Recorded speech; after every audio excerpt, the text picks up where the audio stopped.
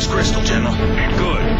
Then make us proud, son. And, welcome to Juarez.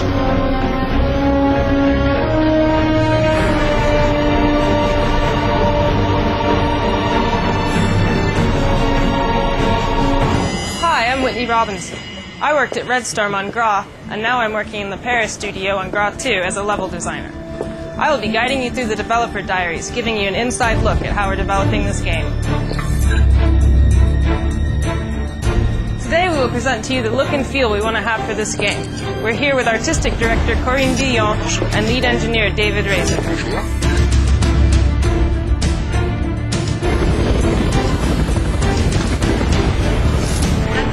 For the artistic direction on Gra 2, we had two main objectives. First, we had to create a special ambiance so the players can really submerge themselves in the game.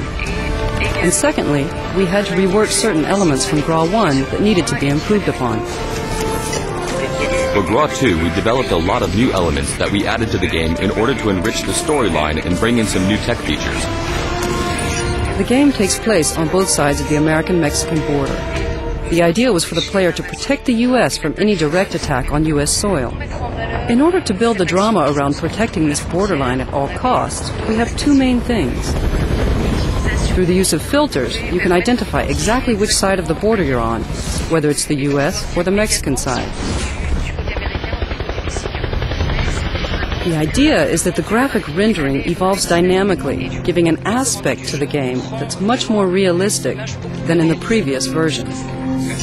This new Ghost Recon story uses all new tech features that we've developed and added to the motor. So exactly what is ambient occlusion? Ambient occlusion is a visual technology feature that accurately reproduces the way shadows appear in relation to its geometry. For example, on a building with a balcony, the shadow under the balcony is stronger than on the facade of the building. In Gra 2, we've also added in a real-time day and night cycle during the missions. This allows you to see the sun moving as you play, see the shadows on the ground change, and to really have the impression to live an adventure, minute after minute, just like in real life.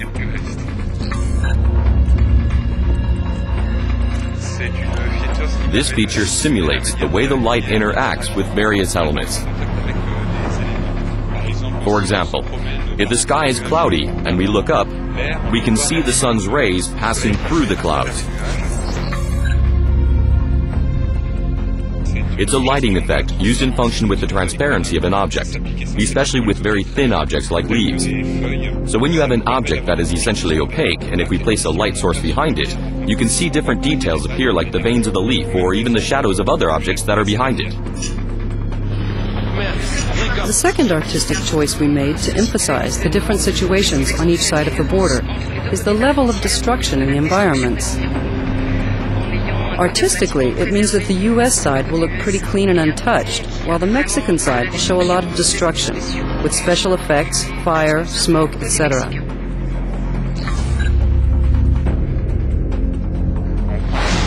Take the example of two cars burning in a street and a helicopter landing between them. The columns of smoke will move away from the helicopter and disperse.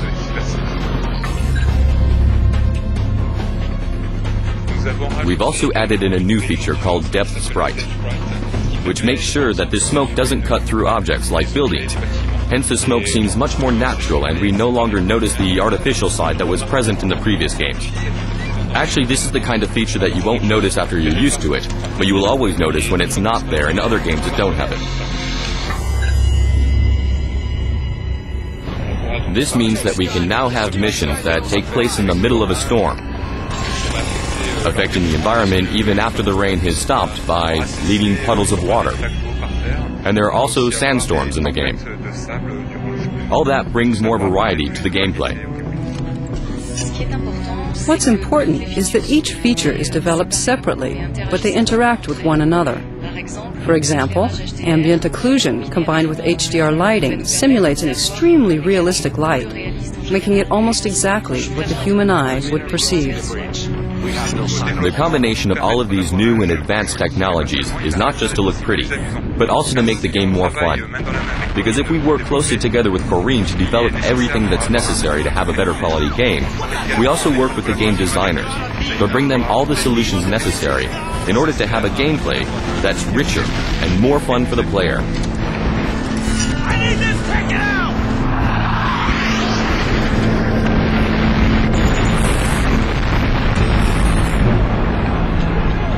That's the end of this dev diary. Next time we'll look at how we push the Soldier of the Future experience, detailing the new weapons, equipment, and the new Crosscom 2.0. Crosscom activated.